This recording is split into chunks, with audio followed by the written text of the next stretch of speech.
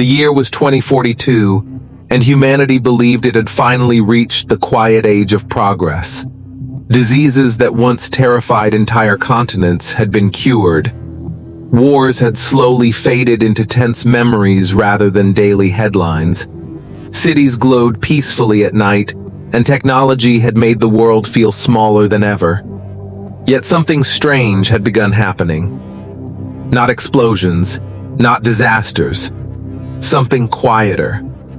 Something inside people. In a frozen research station buried deep in Antarctica, Dr. Elias Carter stared at a wall of glowing monitors. The facility was designed to listen to deep space signals, whispers from distant galaxies, the faint radio ghosts of civilizations that might exist somewhere beyond Earth. But tonight, every receiver in the room was pointed at something far closer. The signal wasn't coming from space.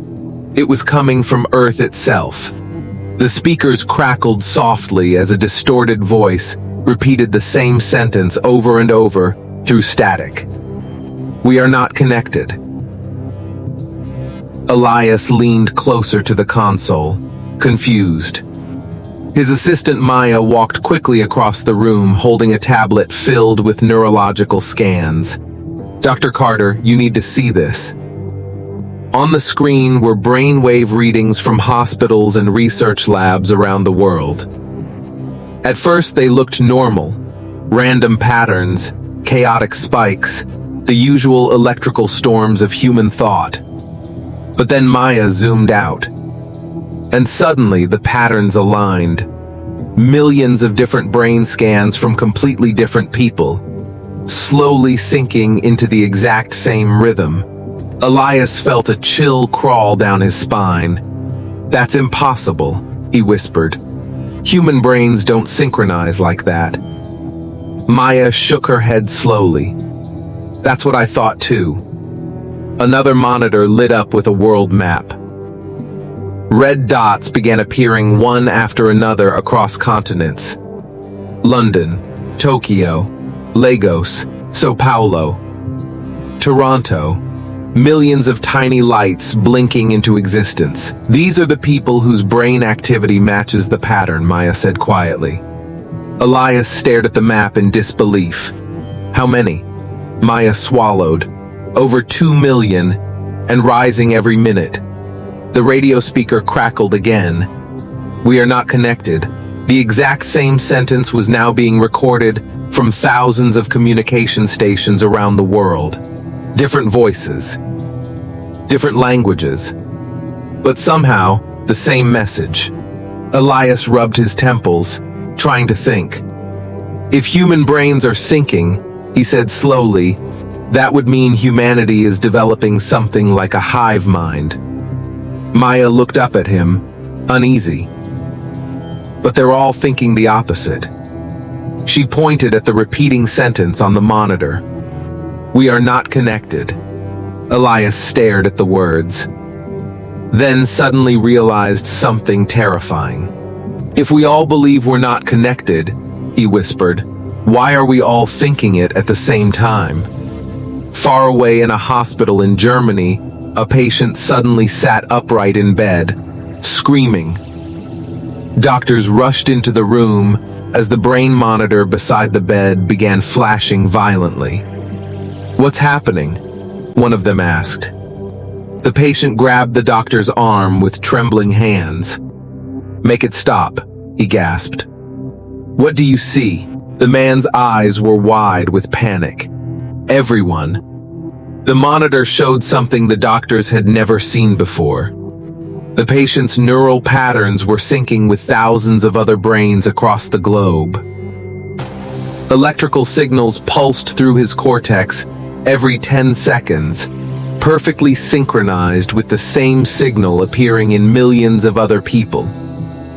Back in Antarctica, Elias and Maya were staring at the same rhythm. Every 10 seconds the wave pulsed. Every 10 seconds more minds aligned with it. "It's not random," Elias said quietly. He zoomed out further, watching the wave move across the planet like ripples across water. But then something strange appeared in the data. The signal wasn't spreading through geography.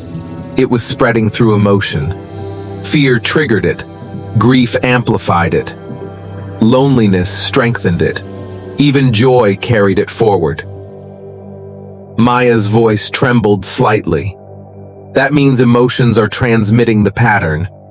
Elias shook his head slowly. Not transmitting it, he pointed at the neural graph. They're generating it. Another alert suddenly flashed on the monitors. A live video feed from Tokyo appeared. Thousands of people stood motionless in a crowded street intersection. Cars were abandoned. Traffic lights blinked uselessly above silent crowds. Every person was staring straight ahead. Then suddenly all of them spoke at the exact same moment. "We are alone." Back in the research station, Maya stepped away from the screen in disbelief. "What if humanity isn't developing a hive mind?" she said quietly. Elias didn't answer. He was staring at something else that had appeared in the system. An old classified file, buried deep inside a government database. The project name appeared on the screen: Empathy Network. The file had been created 20 years earlier. A video recording opened automatically. A scientist appeared on the screen, speaking to a camera in a quiet laboratory. For centuries, the scientist said calmly, we believed humans were independent individuals, separate minds living inside separate bodies. But that isn't entirely true. The video displayed brain scans showing two people interacting. Their neural activity began mirroring each other.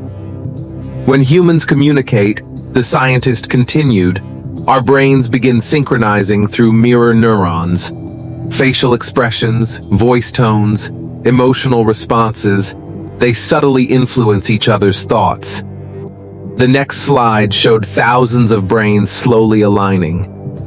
Emotion connects us in ways we barely understand.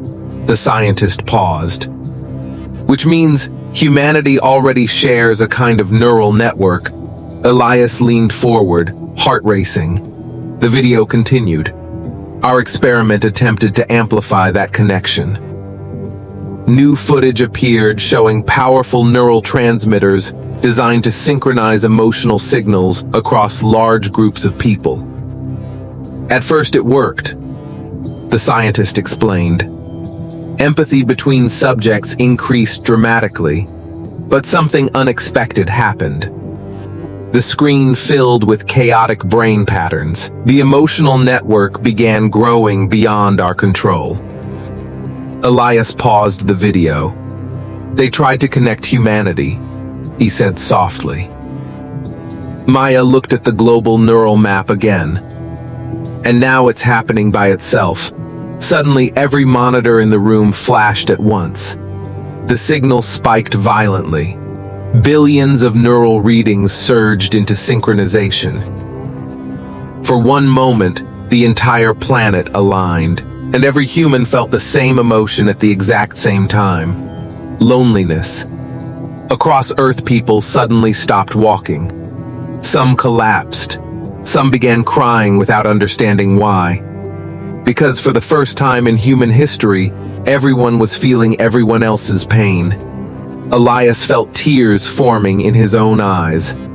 "Oh God," he whispered. Maya looked at him. "What?" He pointed at the neural map glowing across the screen. Humanity wasn't forming a hive mind, it was forming empathy. Within hours, governments around the world began panicking. If billions of people could share emotions, it could trigger mass hysteria, mass riots, mass psychological collapse. Emergency broadcasts told people to isolate themselves, avoid communication, avoid networks. But it was already too late. The connection wasn't technological. It was human. Across the world, people began feeling each other.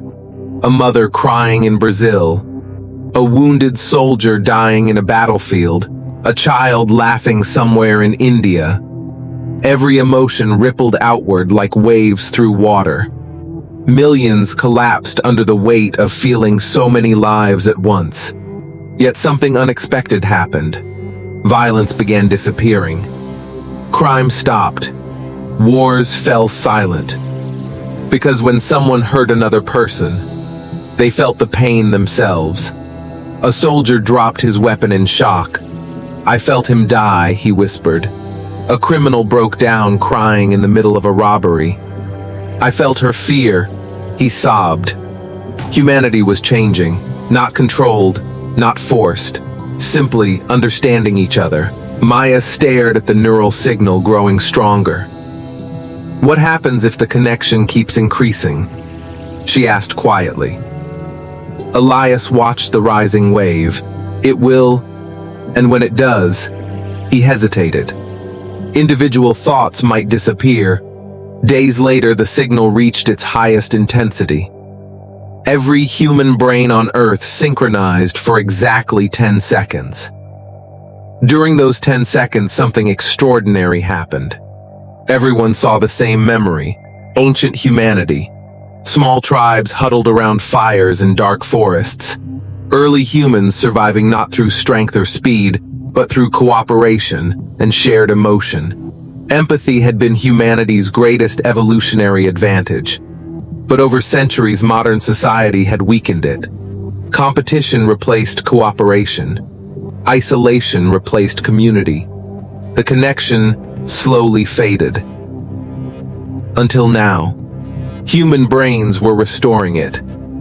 When the synchronization ended, people around the world began crying. Not from fear, from relief. For the first time in history, no one felt completely alone. The neural signal stabilized, not a hive mind, not control. Something new, a shared awareness. People could still think their own thoughts, but they could feel each other. Maya looked at the glowing planet on the screen. "What do we call this?" she asked quietly. Elias watched billions of neural lights pulsing together, and after a long silence, he finally whispered the answer. Humanity. Far across the planet, billions of heartbeats echoed together in quiet rhythm, and for the first time, they were no longer beating alone.